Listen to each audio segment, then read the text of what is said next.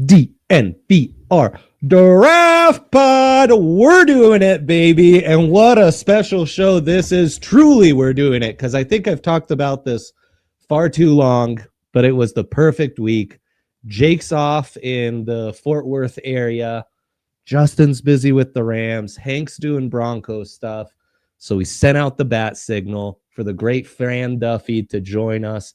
And Fran, October 2nd, I think it's the perfect time to kind of refresh, update what September's given us in this whole draft process, because it's been a wacky one. But how are you doing, man? How's life treating you?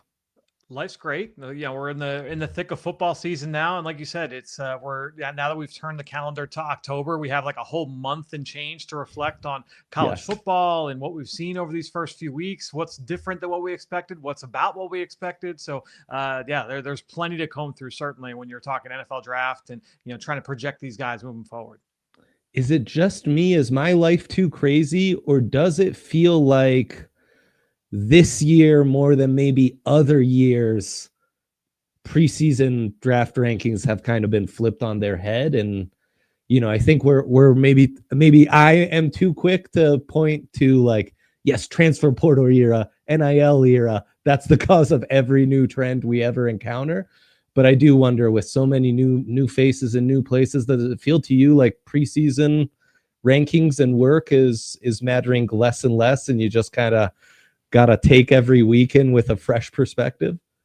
I think that it's tough because obviously you want to react to what we have, any new information we get, and obviously all the new film, but you also don't want to like go too far the other way, and that's what it's. I try not to do anything crazy, in terms of like shifting guys up and down the board based off of just a couple games, especially during the summer when I go back and I watch a player from 2024, I'm watching 5 games, 7 games, right? maybe like 4 games and all of a receiver's targets, or all the times that a DB was targeted in coverage. Like, so if that's a large sample to then, all right, if I watch, the LSU Clemson game, and I gotta move Harold Perkins all the way up. Right.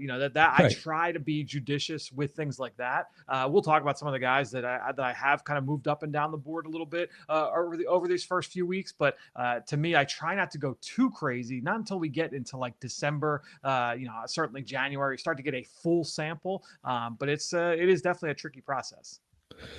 Yeah, and maybe it's just this class too, because I just feel like there's been a lot going on. Obviously, the quarterbacks to start with, and we don't need to dwell on that too much. But yeah, who have been your biggest risers and maybe your biggest, I know I put the work in, but sure, what I grinded in the summer is not matching up with what I've seen in September so far.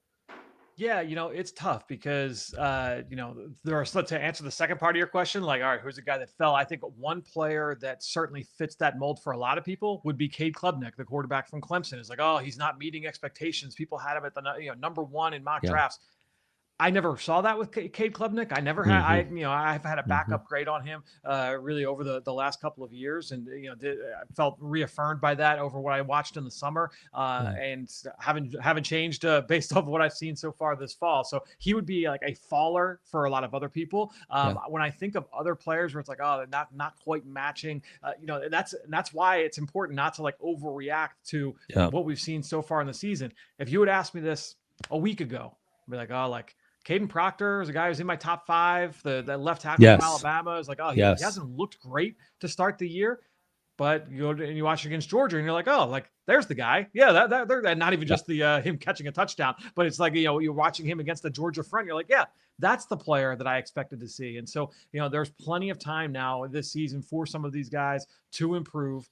From a negative standpoint, I was hoping to see more from Garrett Nussmeier. I mentioned Proctor. I think that for the guys that are rising, that I've probably got like a deeper list there, guys where it's like, oh, like I'm really impressed by what I saw so far this year. I would say the guy that has made the biggest jump out my board though, and there was context that was required with this one, was Ruben Bain from Miami. Yes. And the big thing is like, when I watched Ruben Bain over the summer, I loved the film. I loved the play personality, the physicality. Like he is exactly the kind of player that I am attracted to from a pass rush standpoint. Yeah. He's not like the sports car, turn the corner type of rusher. Yes, the thing is that when I watched him in the summer, I didn't see the giddy up. Like I didn't see the speed. And I was like, oh, like, that's going to cap his ceiling. Like I like the player, but what is he going to be? How high is he going to get drafted?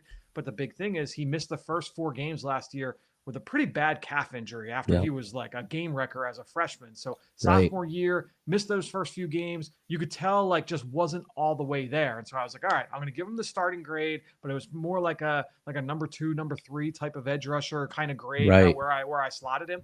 Yeah. And where you're seeing him now that he's fully healthy, first of all, he's been awesome, like extremely disruptive all over the field, like really, really fun. I think athletically, he's still capped. Like, I think there's still a ceiling there where he's not like top shelf prospect. But where I think that now that he's healthy, you're seeing the power more evident, more on display, like the ability to uproot offensive tackles and push them back in the pocket. You're seeing that on a more consistent basis here with Ruben Bain Jr. And so that was a guy that certainly I felt comfortable saying like, all right, I'm going to slide. I had him as like my edge 3 coming into the year. He is comfortably my edge 1 as we sit here October 2nd. I had a similar thing with Bain where it was like, you see it, definitely a guy who could be in that first round mix. But then with what he's shown this season, even the get off and bend, I think like, you're right. There's a cap, but when you're, he's pushing like, pushing close to 280. It seems to be plenty there. And he's that prototypical NFL type edge, right? I think sometimes, especially recent years, we get a little too enamored with the more finesse guys, and then they come to the NFL and you're reminded like, this is a grown man's game. And size indeed matters in NFL scouting. And I think we always see that every first round is like, oh, the guys who got overdrafted, what's the correlation? They're big guys. And why is that? Because coaches who make millions of dollars and are the elite level of them, of their profession, believe that they can maybe coach a guy up with those tools to transform into something. And I love that you went with Proctor, because I too was like, man, I know Bama's been a little shaky. Maybe he's not been a world beater to start the season, but I'd seen enough from this guy in 2 seasons as the left tackle for Alabama to still feel like, okay, at this size, he's probably all right. But yeah, he was kind of starting to become not even one of the top 2 offensive tackles in this class. But yeah, that Georgia game was a nice reminder. And he's an interesting test case, though, because I do think part of the scouting report is that he just has some ups and downs. He has some inconsistencies, right? And I don't, the left tackle, not necessarily one of those positions where you want a guy who on any given snap, you're not sure what you're getting. No. And I think that he was another one, we talked about this with Ruben Bain Jr., but he's another guy that last year Dre played through, if I remember, it was a shoulder, it was either a shoulder or an elbow deal where like it cost him a game like early on in the season. And then as soon as the regular season ended, if I remember right, he did not play in the bowl game and he got surgery right as the season ended. So when I saw the inconsistencies last year, I was like, okay, maybe if you get you're fully healthy. He had the weird thing where he transferred to Iowa and then transferred back last year. So it was a little bit of a volatile off season for him. So all right, he's locked in Alabama. He's in Tuscaloosa all year. Let's see what he looks like. And it was a bad start to the season. And now I want to see like, all right, like, is that Georgia game enough where that's a turning point and we're going to go, to the moon here the rest of the way. Yeah, 100%. And then I think he has the advantage of it's a good offensive tackle class, but as I say, I think too many draft cycles, you go down your list pretty quickly before you start running out of Yes. like, I'm certain this guy can play on the blind side, you know? Yeah, no Um, question. and I mean that adds to it. Who else is standing out to you early in the season? I think what's standing out to me when I was looking at your top 20, Fran, is size is king here. You've Yeah. got a lot of big guys in this class. Yeah. Trenches That's on either side. It's a nice class. And then Lenore Sellers, a 240-pound quarterback. We don't have those too often, so that also stood out. But yeah, who else is rising for you? No, that's a good point. The another guy that I would say, I would categorize him as a riser, would be Jayshawn Barham, from the pass rusher now Yes. from the University of Michigan. Now, Yep. when I evaluated him in the summer, he was a purely an off-ball backer, 3-year Mm-hmm. starter. He started at Michigan or at Maryland his first 2 years, transferred to Michigan before the 2024 season. So after they won the national title, he transferred in. And when you watch him, you're like, all right, like he's big, he's strong, he's really physical. There's some pass rush like capabilities from depth. Sometimes they put him down on Mm-hmm. the line of scrimmage and line him up as like a joker over guards, and he had some value that way. He would just overwhelm running backs. He would dominate tight ends at the point of attack in the run game, but where I was struggling with him was just like from a mental standpoint, like instincts. I thought that was a big Mm-hmm. question mark. He was a little bit indecisive with what he was seeing. But then, watching him early on this year, all right, let's plug in the Oklahoma game. Same role, off the ball. And again, like the same issue. I'm like, all right, like as a 4-year starter, like if the instincts and like the play recognition, like all that stuff hasn't gotten better at this point, like how much better is it going to get? Well, they made the decision a couple weeks ago. Let's move him full time off the edge. And I'm Mm-hmm. not saying that he looks like Micah Parsons, but to me, Yeah. like I'm seeing more from Jayshawn Barham as a rusher right now. Where I'm like, okay, like there's enough to get excited about. Where now I'm willing to raise that ceiling a little bit for him. So I'm excited to see what he looks like the rest of the way. Last draft cycle we saw Olufemi Oladejo from UCLA go Mm-hmm. in the top 40. Right. Making a similar kind of switch. And so I do think that if you see that kind of development from Barham, that's a lofty goal there that he could certainly set. Is that where you see him sticking on the edge?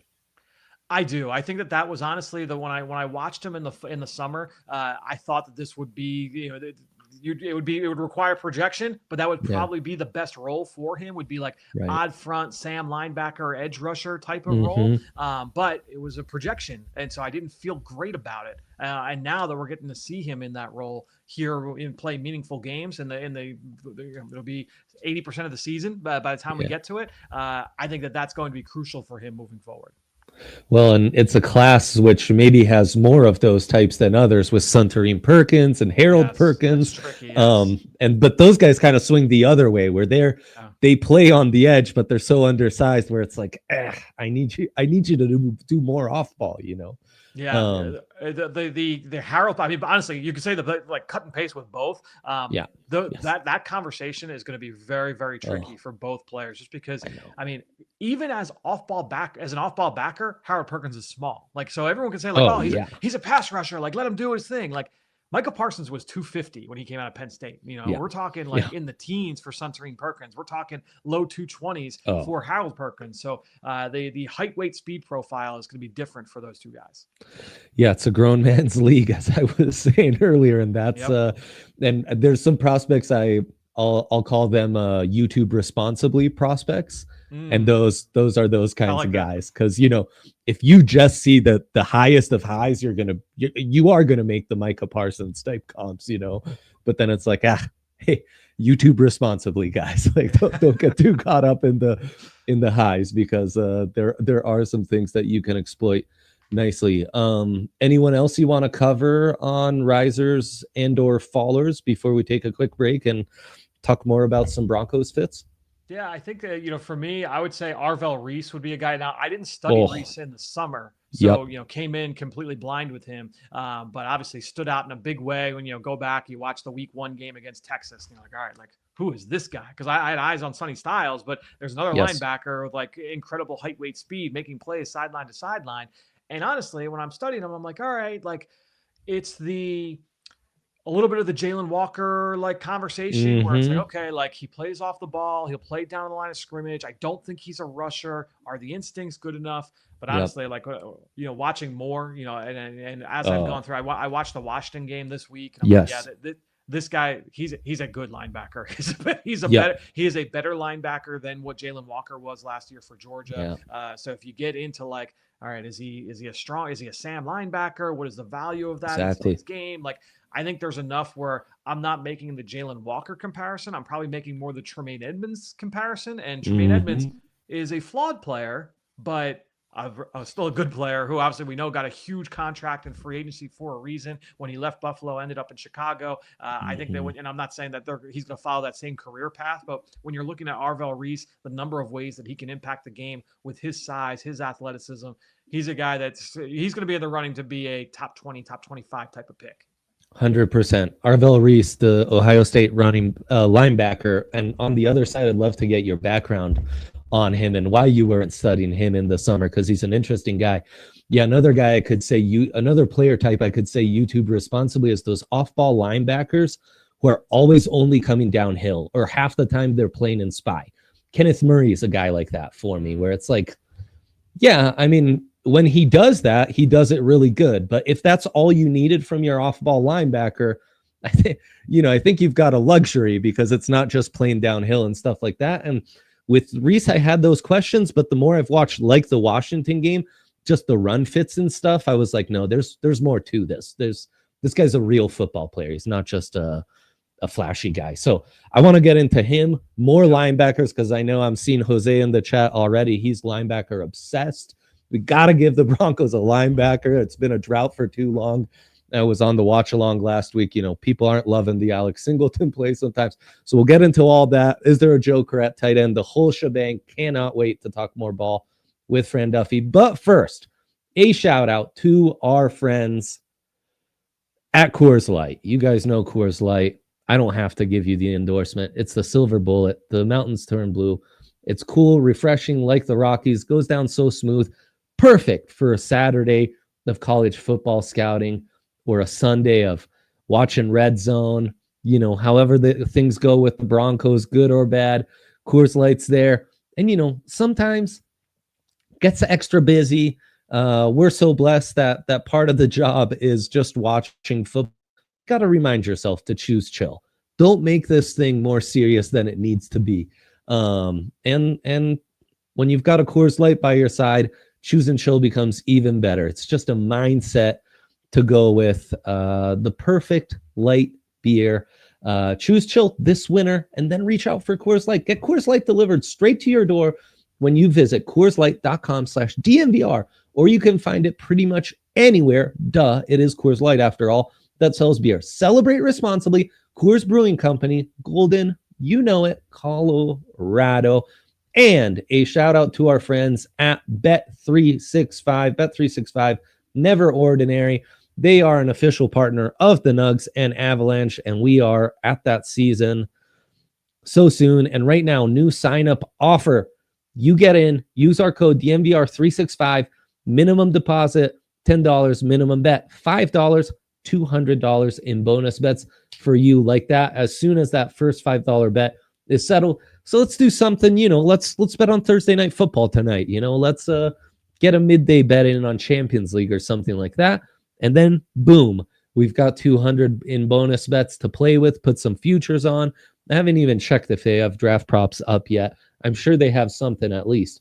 As I said, amazing to work with. Early payouts have been incredible.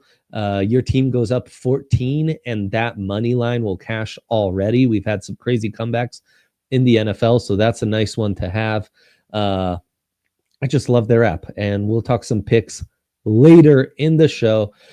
Of course, you can use our code DNVR365 and get that $200 in bonus bets today. Must be 21 plus, physically located in Colorado. Please gamble responsibly. If you or someone you know has a gambling problem, wants help, call or text 1-800-GAMBLER. Okay, back with Fran Duffy on the other side here. Fran, linebacker one for now is Arvell Reese, huh?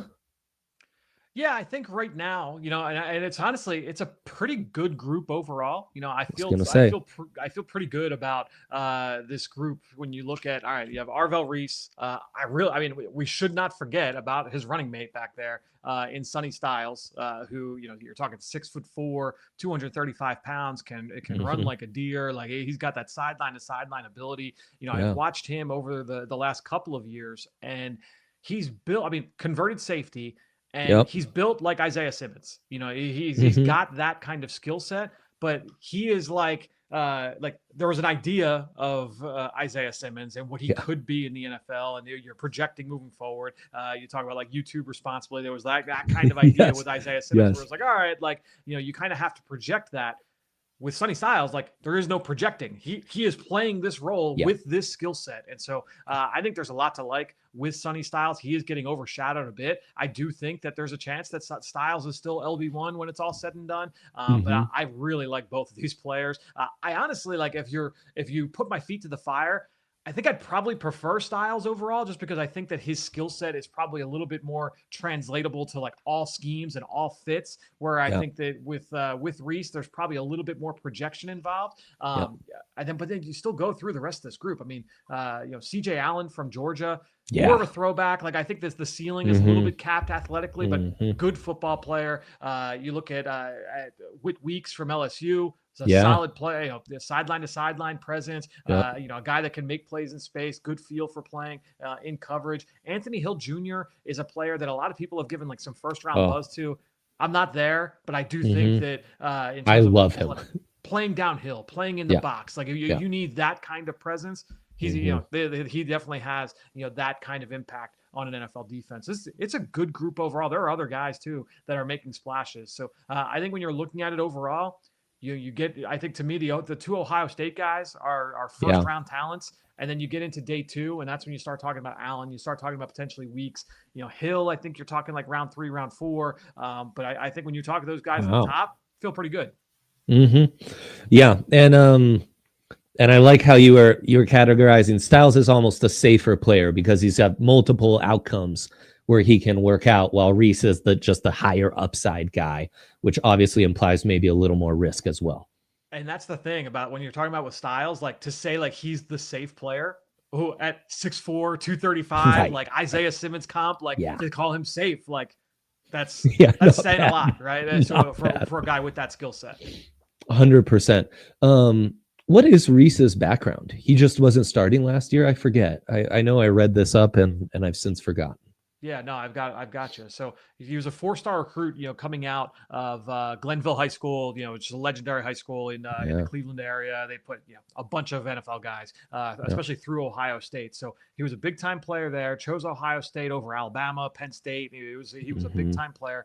2023 did not play one snap on defense. They thought about working him in as an edge rusher, and the linebacker coach at the time, who is still there, James Laurinaitis, Yeah. said like, no, like let me work with this kid behind the scenes. Let me get him ready to be to be an off ball backer. So then Hmm. 2023 comes again, like didn't really play on defense, and they said, or 2024 rather, he comes and he plays all 16 games as a backup. Because you had Sonny Styles there, who was Yeah. more established, had played the previous year, and then you still had who's the guy, Cody Simon, who was Right. the other starter there, Yeah. an upperclassman. So you had those two kids playing ahead of him. He was a backup, kind of a bit player, and now that Simon's gone to the NFL, in steps Arvell Reese, and I mean, right away, week 1, Texas, you saw the ability he had to impact the game. Yeah, 100%. And then CJ Allen, you were saying more old school type linebacker. I really like him sideline to sideline, and then when he comes downhill, he does his thing. He's the kind of guy I could have told our old colleague Todd Davis to check out, and he would have enjoyed, I think. And yeah, Anthony Hill. I guess I'm just enamored of the idea of Anthony Hill. He just seems like he checks off lots of boxes, and I see the athleticism, and I just kind of buy into that. Who knows? Maybe the Broncos can overdraft a back 7 Texas guy, and and you could try to talk him up for us again. I gotta give. How are we feeling about that now? Now that we're a few weeks in, because I studied the Broncos defense in depth because of Sunday's game this week. Correct. So let me pick where are you at right now with this draft class in general? But we'll start with Jahdae Barron. So far so good on Barron. I'm liking what we're seeing. I think as advertised, they've been able to move him around, and Yep. he's been solid tackling in space and what have you. Can I And can I yeah, ask though? please. Is he going to take over for McMillan at any point as the full time nickel? You think? For now, McMillan's playing really well. McMillan's playing that's where I really got well. stuck on him, man, because like I'm Yep. like, yeah, like he's a Yep. fun player. Or you're looking at Jade Barron, like he's a fun Yeah. and he impacts the game in a lot of ways, but like to take a guy in the top 20 that's your dime Oh DB yeah. and he plays in your penny package, in your big nickel, like Todd Bowles went and Sure. signed Christian Izien in 2023 to be that guy. The Right. Steelers had Right. Beanie Bishop to be Oh that yeah. guy last year, undrafted. Like you could find that type of No presence doubt. a little bit later. So obviously, look, we're And their forced. safeties are balling. Yes, Hufanga, BJ yeah, are playing great football right now. So yeah, it's a back seven that's hard to break into too. yeah, And RJ Harvey last week I think yep. started Starting to to show, really starting to show pop. you some stuff. Yeah. Who I'm yeah, and Pep Bryant. Savion Jones, yep. Pep Bryant as advertised, and right, the intriguing Savion and Q Robinson, Right, waiting to yep, see that, and Crawshaw's boom and punts. So right. there's your quickie report on Broncos. But speaking of Broncos, is there a guy from this class that you've kind of watched and been like, that's a fit for what Vance Joseph or Sean Payton like to do on either side of the ball? Which, as you're talking about Isaiah Simmons, I'm thinking like, Vance, what did you do that to that poor player? But again, let's move on. I mean, honestly, it's when I'm watching Oregon and you see the tight end Kenyon Sadiq, and you're like, yeah, like that's the Joker, that's the guy, right? And so, when you look at Sadiq, he is a dynamic athlete, and I'm Yeah. gonna, hand up, didn't study him at all last fall. He wasn't really on my Well, radar. He was the third tight end in the depth chart right. for Oregon. He hurdles the Penn State defender in the playoff or in the Big Ten title game Mm-hmm. for a big play touchdown. I was watching that game. I'm like, oh, that's a hell of a play. Like, make sure I Right. have this guy down for the future. And then we get into get through the draft process, and we get into like 2 early mock drafts, and I'm getting ready to do mine, and I'm seeing like people are talking about this Kenyon Sadiq, and I'm like, all right, like let me just buzz through like his explosive plays last year just to see like because to me, like if you're going to be a tight end that's going to go that high, you have to be like a Yep. plus in one of these areas. It was like 2 plays, and I'm like, okay, this guy's got special movement skills, right? Like, all right, like so I Yeah. can get there. But then and then when I went back in like it was like May or June, whatever it was, and I start to really like dive into the film on him, Mm-hmm. and I'm like, yeah, like he's not just like a dynamic athlete. This I guy's like know. a real dog as a blocker and gets Yeah. after people and really embraces that part of his game. And so now I'm like, okay, not just like, oh yeah, intriguing athlete, but he's a two-way player. He's a multifaceted Yeah. option at the position. So ultimate versatility, can line up all over the place. They're very creative with his usage. So Mm-hmm. yeah, I think that he would be a great fit in Sean Payton's offense. No kidding. And I thought looked nice in that Penn State game. Maybe not some explosives, but showing some more reliability as a receiver. But I mean, talk about a rare player type. When's the last time we had an undersized tight end who's actually a plus plus on the blocking side and not like, he's a bona fide receiver, but hey, he's going to be fun. It was really hard. I'm trying to like in the draft guide, which by the way, for all of our viewers, will Mm-hmm. be available. Like if you're a diehard, so make sure you're a diehard. Will be Yes. available in the coming weeks now. So make sure that you're a diehard now, so that you can take advantage of that once it's available. But in the draft guide, as I'm going through all these players, I'm like, all right, let me attach a name, 3, 5, Mm-hmm. whatever, the guys that remind me of this player. He was a very tricky one because you're Yeah. talking about a guy who is a dynamic athlete who also can get after it in the run Right. game. There haven't been that many prospects that kind of fit that bill. Isaiah Likely was that, but he did it at Coastal Carolina. Mm-hmm. And Good he one. was like, he was very fun with his usage and with block Yeah. safeties out in the perimeter. He's not going to be like a hand in the dirt, the block a defensive end on the play side, like what we're seeing from the kid from Buffalo right now. Like he's not going to do that every single time. Right. He's going to compete against defensive ends, but it's more like, can you be creative with his usage? And when he latches onto a guy, like he's going to run his feet and he's going to give his all. So he's a very, very fun player. You like him as an inline tight end, or do you still think he's maybe more of an H-back move guy because of that size? I think that he is best as a move guy, but I Yeah. think that you can absolutely, like, in a world where Trey McBride is a full-time tight end. Like here in Philadelphia, like Zach Ertz Yeah. was like full-time tight end Yeah. for the majority of his career here. Yeah. Like you can definitely be okay with him as your 11 personnel guy and keeping him on the field all 3 downs. Trey was a guy who maybe I was like, because Trey wasn't like plus size. Exactly. I think he was like, we've covered the bare minimum. Yep. Sadiq's more Evan Ingram size. I mean, 6'3", 246. Like that's on the undersize. So those are some good comps.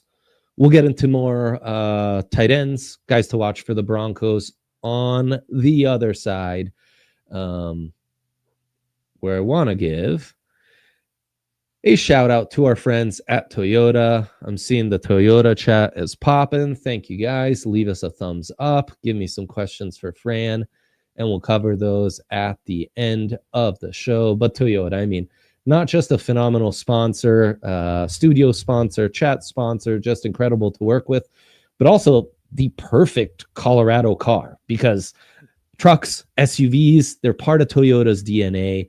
All-wheel, 4-wheel drive. They've got so many options for you. And then, environmentally friendly options too, zero-emission vehicles, electric cars, you name it, they've got you covered. And you might even see our DMVR branded Toyota around town as we drive it to some of our events. That's what homies Toyota is. And as I'll always say, it's the perfect car to go west, get lost in the mountains, play hooky from work in your Toyota. Anyone at DMVR who has a Toyota swears by it. So visit your Front Range Toyota stores at a location near you. AutoNation Toyota, Arapahoe and Centennial, Corwin Toyota in Boulder, Groove Toyota in Littleton, Mountain States Toyota in Denver, Stevenson Toyota East in Aurora, and Stevenson Toyota West in Lakewood. Toyota, the official automotive partner of DMVR and of the NFL. Toyota, let's go places. And speaking of DMVR, 'tis the season, guys. The NVR event season, that is. Go to ddmvr.com/events, QR code there, link in the description, where you can see all the happenings. I mean, Thursday night, you should come to the bar. Nice little watch party. Tailgate season. So Saturday Buffs are on the road, but we'll have a Broncos tailgate here coming up. The Monday night tailgate was outstanding. Rain be darned. The vibes were off the charts. We're going to have the event in London. You can go see tickets for if you'll be in London, but weren't able to get the full package. You can go and check out the individualized packages. We're also doing a live show from London. So again, if you're going to see the Broncos, you got to check all that out. All the happenings at the bar, all the stuff we're doing around town. Check it out, man. You don't want to miss out. Okay, we are back. Fran Duffy, DMVR Draft Pod. Okay, Kenyon Sadiq, we could literally do the whole show on, but what other tight ends stand out to you in this class? Because it does feel like Broncos might be ready to reinvest in that position sooner rather than later. Yeah, I think that for me, when I'm looking at this position, there's a couple guys that certainly do stand out. Max Clare would probably be the next guy that pops into my mind. This is a Purdue transfer, first year playing for Ohio State. He has been more of your move type player as well. Kind of reminds me of actually Eagles backup tight end Grant Calcaterra. And that's kind of how I project him, where I don't think he's going to be the plus blocker. I do think that he's, nimble athlete, can get down the seam. He's not going to be like the pure, like, mismatch guy. He's a joker. He's a joker type, but he's not going to be like a plus mismatch weapon, like that kind of player. But he's going to get down the seam. He can make plays for you. Horizontal stretch game underneath, get the ball in his hands. He can create a little bit after the catch. Eli Stowers is a player that I think is interesting because Look, he's a little bit older. I believe Yep. I believe he's a sixth year senior, not a fifth year senior. Yeah. Began his career Vanderbilt tight end. he was a 4-star quarterback recruit at Texas A&M. Right. Transfers to New Mexico State, becomes a tight end there, then transfers to Vanderbilt before last season, and now has spent the last 2 years at Vanderbilt. He's a good athlete. He's pretty good at the catch point, still developing as a route runner. I had major conccerns about him as a blocker based off of last year's film. I will say, like, watching him so far this year, and he's got a big test this week in this category, but he is embracing the physical part of the game a little bit more this year. I don't think it's a plus. I still think that he's going to get overmatched, but not to the point where I'm like, oh man, like this is a huge concern. Like I don't think like you can't play this guy right now. So I'm glad that he went back to school for this year, and I'm excited to see if he can continue to develop in that area, because I thought that it was like, oh, this guy is one trick pony only when I studied him in the summer, and now seeing a little bit of a glimmer of hope here based off the early returns from 2025. Yeah, a little undersized, 6'3", just barely under 240. But he's an interesting one, even though, I mean, we're probably truly talking about an H-back there. Have you been able to get into Joe Royer from Cincinnati? Yeah, I've done the background on Royer. Have not done enough film on him to feel good about like writing the report and things like that. So he's on the short list. I've got him on the short list, and then Marlon Klein from Michigan as a tight end to make sure I get to. I've done the Oklahoma kid, Jaron Kanik, who's interesting. And then another undersized guy. Another one, he's a converted linebacker. Played linebacker his first 4 years at Oklahoma, then made the move to tight end this past year. So he's still pretty green. You watch him as a route runner. It's not all the way there yet, but I'll say, like, when John Mateer breaks the pocket and he's running around and looking for, like, Kanik is the guy he's looking for. I saw him up close. Oklahoma came out east to play Temple at Lincoln Financial Field, so I made sure I was there and just kind of take in all these Oklahoma players. And Kanik, he is undersized, but the toughness aspect, in terms of like former linebacker, like moving over, he needs a lot of technique work as a blocker, but the physicality's there. He can play special teams. I feel good about him as like number 3, number 4 type of tight end early on, with the ability to grow into something more. We've gone from converted basketball players to just converted quarterbacks and linebackers, where tight ends come in all shapes and sizes. You love to see it.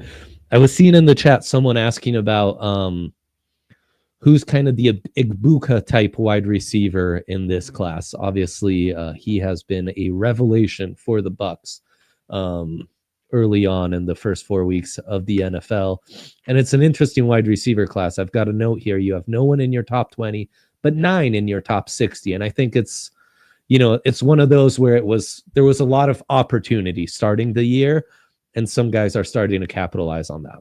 Yeah, last year everybody was like, oh, like it's kind of a down receiver class. Right. We still saw 2 go in the top 10 with Travis Hunter and with Tetsuo McMillan.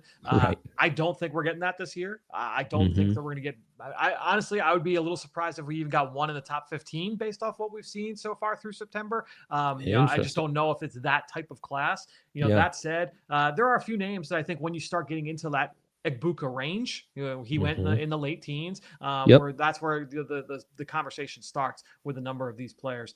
I would say the guy that is closest to Igbuka in terms of like, all right, like he's pretty polished. He's not going to blow you away athletically, although Igbuka tested pretty well at the pro day, like outperformed expectation there. I would say, I mean, honestly, it's low-hanging fruit, but his former teammate, Carnell Tate, probably checks those boxes from Ohio State.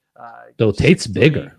Yeah, 6'3", 191. He's a bigger body. Honestly, the guy I wrote down is another former Ohio State receiver. I wrote down Michael Thomas, so maybe that might change minds for Sean Payton there. Although he said the same thing about Pat Bryant, so I don't know if he's necessarily going to do that. Jordan Tyson from Arizona State. I'm telling you.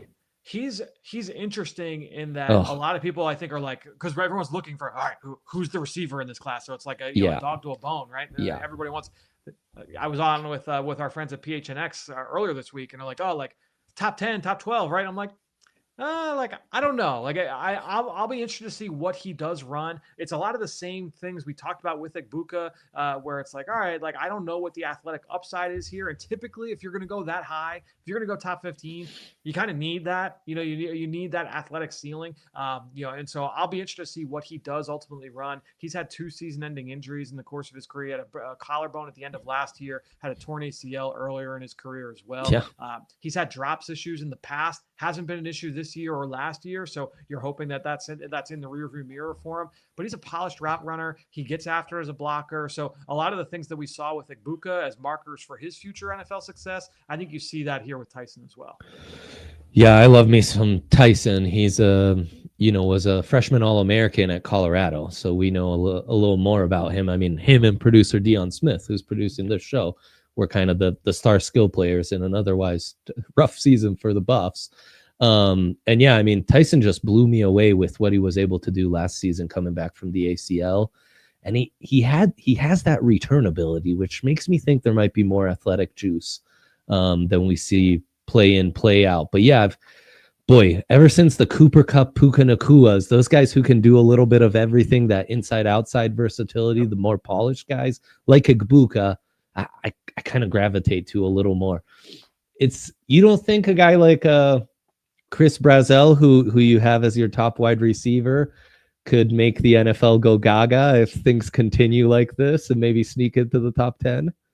He absolutely could. And that's why, I've done 2 full games on Brazzell so far. And so he's one, like right now, I have him at the top of the heap, but it's pretty close between he and Tate. I've got KC Concepcion with what he's done so far at A&M as well, up near the top there, along with Jordan Tyson. So I think when you're looking at this group, there are a lot of names where I'm like, I like this player. I like this player. Yeah. I like this player. Who am I going to love by the time we get to December, by the time we get to February? And so, I think that there's a lot of names. I'm interested to see how the rest of the season plays out for all of them.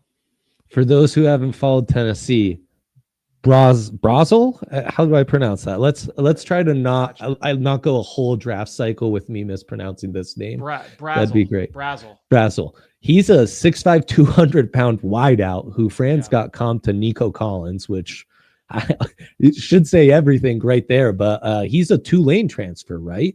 Correct. And he's already starting to do some really intriguing stuff with the Vols, and at that size, I just you know how it is.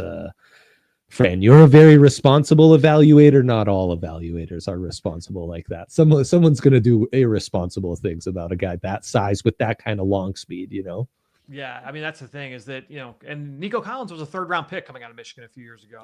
He had some inconsistencies in his game, and so when I look at Brazzell, I'm like, he could go that high if he continues on this track from a production standpoint. Even though we know the holes in this Tennessee offense in terms of NFL projections, what that means for them moving forward. But I think when you look at it, because some of the other names I have written down along with Nico Collins, because obviously that's a great upside case. We've also seen a lot of players with this profile not work out, right? Like we've seen the LeBron Treadwells, we've seen the Terrace Marshalls and the Miles Boykins. We've seen, then you go like Michael Pittman Jr. has hit with a similar kind of profile, right? So I think when you're looking at all right, pure height, weight, speed, the ball skills absolutely stand out. Has not been productive after the catch really at all, either at Tulane or at Tennessee. He's skinny, man. He's skinny. 6'5", 200. I mean, that might be generous too, Exactly. But look, he's a good athlete. He gets in and out of breaks really, really well. I think the upside is there as a route runner. The upside is there yards after catch wise. So there's plenty to like. He's had some off-field stuff. He was arrested in the offseason. Like there's things that you got to work through. But Brazzell, he's definitely a talent that should definitely be discussed near the top of this receiver group so far. He's a really interesting one, though. Everything I think we just said makes him less of a Sean Payton kind of guy. But again, a fun one. Quickly, because obviously I gotta get you out here in 15 minutes. This O-line class, we've talked Proctor. Yep.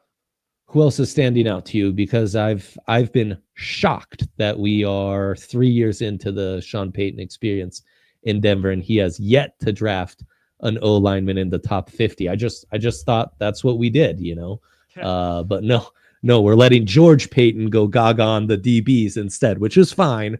but I need some big guys. I want to scout the trenches. I have some fun doing that. So who are some O linemen we should be watching for as Broncos fans here?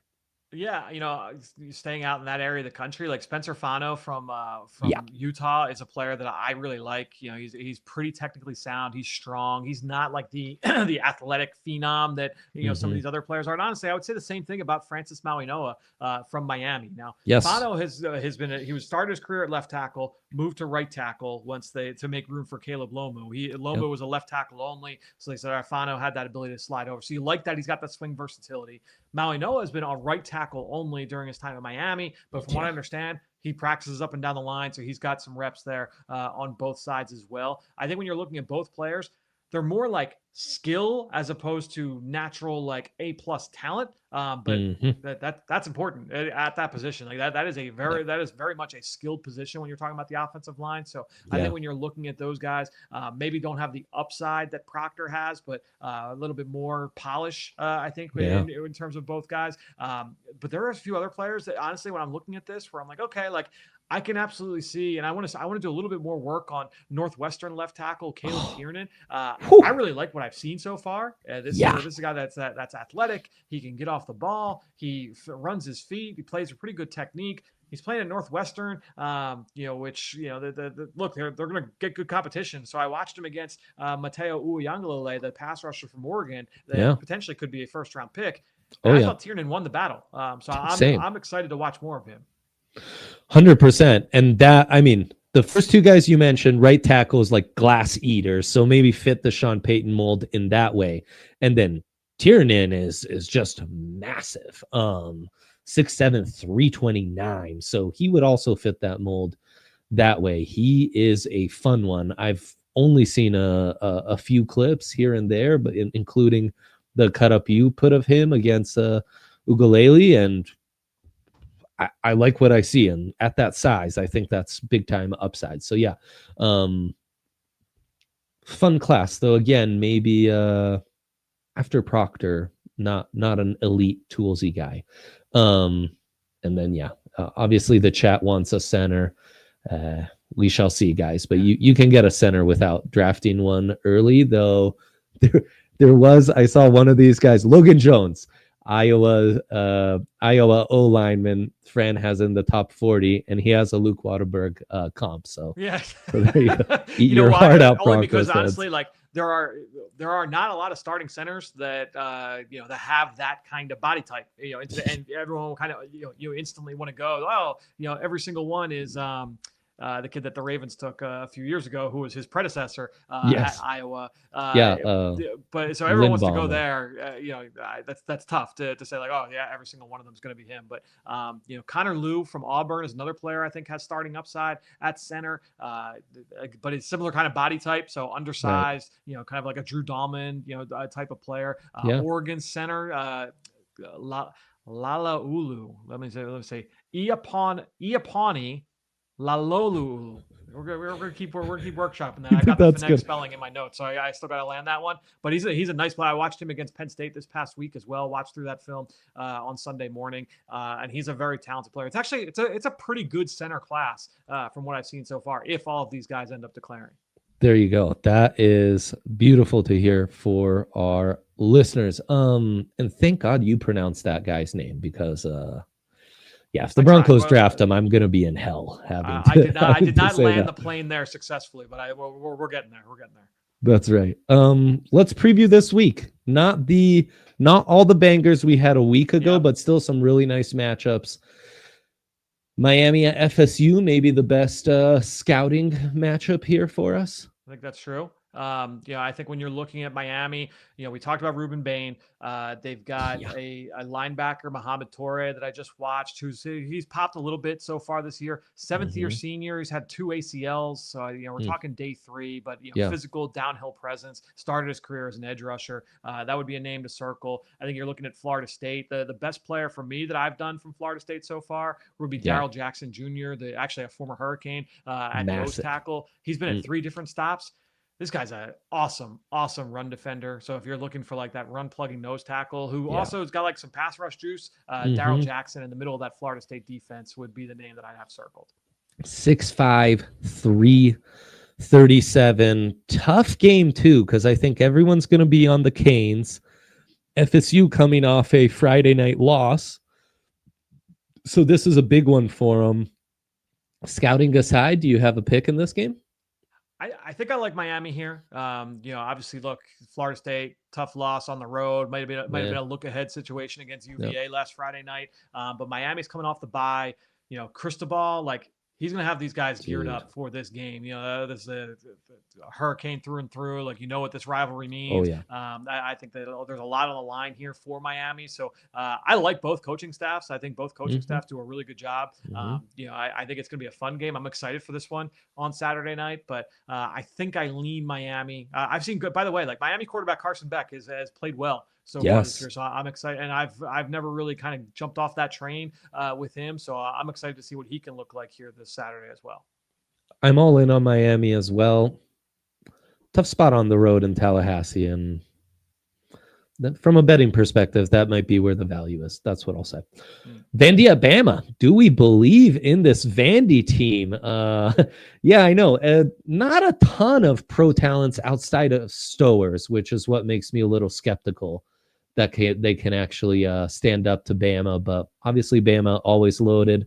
Proctor, LT Overton, Deontay Lawson, a linebacker we haven't brought up. But, when you watch Jihad Campbell last year, Lawson had some really nice movement skills. Who else should we be watching in this game, and how do you see this one going? Yeah, they've got a couple defensive backs as always at Alabama. Bray Hubbard, the safety, has popped a little bit the last few weeks. Damani Jackson at corner, transferred from USC. So they've got players on both sides certainly to watch. Ty Simpson is playing good football right now at quarterback. And they're starting to get healthier as well. They get Jam Miller, the running back last week. They get Tim Keenan, the defensive lineman, back. So the reinforcements have now arrived for Alabama. Had they not lost this game to Vanderbilt last year, and everyone's calling for Kalen DeBoer's job, and the Alabama is never going to recover from Nick Saban's loss, I would say watch out for Vandy this week. They could be frisky. That's not happening. I think Alabama rolls in this one. I would be surprised if Vandy was able to keep this one close. I love what Vanderbilt's done. You love Diego Pavia, great story, but to me, I think that Alabama just kind of overwhelms them here in this one. Could not agree more. And it's in Tuscaloosa. This might be a first half spread time on the Tide, where they just boat race them early. Texas at Florida. Early payout offers from Bet365. That's exactly right. That's exactly right. Exactly. Staying in the SEC. From a talent standpoint, this is a banger. Texas at Florida. With how the Gators have played and disappointed and are a 1-3 team, I think fewer people are dialed in on this one than they would have been in the preseason. But I mean, especially in the trenches, Caleb Banks is just massive for the Gators up there. Got a lot of talent in the back sevens on both these defenses. And Texas on the road, only a 6.5 point favorite, and the total only 41.5. Yeah, that's what I'm interested to see. Caleb Banks, so he missed the first couple games due to injury. He's a Louisville started his career at Louisville, transferred to Florida a couple years ago, has mainly been a backup. Last year was his first year as a starter, and I studied him in the summer, and I thought he was awesome. Was a top 15 player that I studied in the summer. Was injured in camp, so missed the first couple games, then came back. Got hurt in that game. I don't know that he's going to be able to go here, this week here for Texas. So sucks. And this is his last year. Because I'm pretty sure he's a 6th-year senior. So I don't think Banks is going to be able to get a do-over here for another season. But he would be certainly a player that would have the ability to make an impact in this game. A lot of people like Tyreek Sapp, kind of a combo DN, D tackle for them up front. I don't think he's the same kind of needle mover that you're talking about, with Banks. He's probably a better run defender than rusher. If you get him inside working over guards, then I think that's a matchup you could potentially win there in getting after Arch Manning. I'm interested to see what Arch Manning looks like. Certainly the biggest test for him since week 1 is has he been able to get enough positive momentum going to be able to see if he can turn things around. But look, this Texas team was number 1 in the country coming into the season for a reason. I would expect them to go into Gainesville and take care of business in the Swamp. Yeah, though the offense will be tested, but I mean, CJ Baxter in that backfield, nice prospect to watch. Seems like Texas has just reloaded on the offensive line. there's definitely some guys to watch in between Malik Muhammad, the corner, and Anthony Hill. You've got some talent on that back seven as well to watch for the Longhorns. Boy, these quarterbacks in the Big 12 have been crazy, huh? I can't believe how many guys you even have on this list. But we've got some nice matchups in Iowa State at Cincy, so we get to watch tight end Joe Royer, and then Kansas State at Baylor. Those were the last two I wanted to kind of hit. If you have any thoughts or guys to watch there.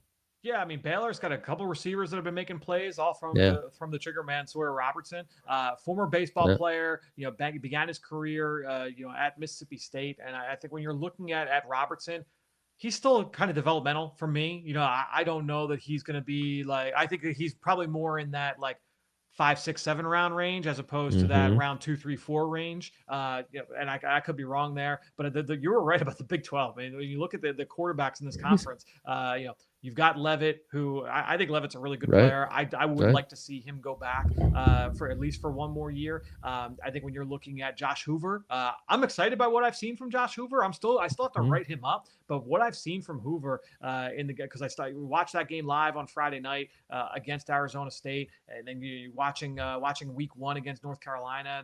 This is a kid that knows how to play the position. I'm excited to dive even deeper into the film and really officially write him up. So the Big 12, which they've had their ups and downs in terms of like quarterback. There are years where it's pretty scarce and it's like, there's wide open offenses, but what are we talking about here?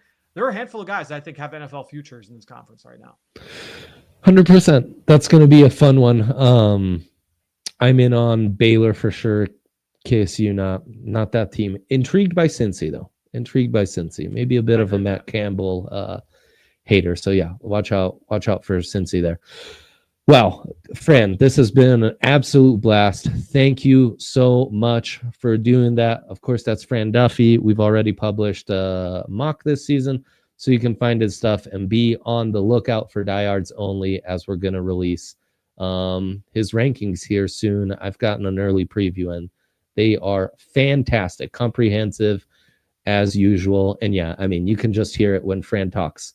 Few are grinding this stuff as much as he does. So we are just blessed to have you.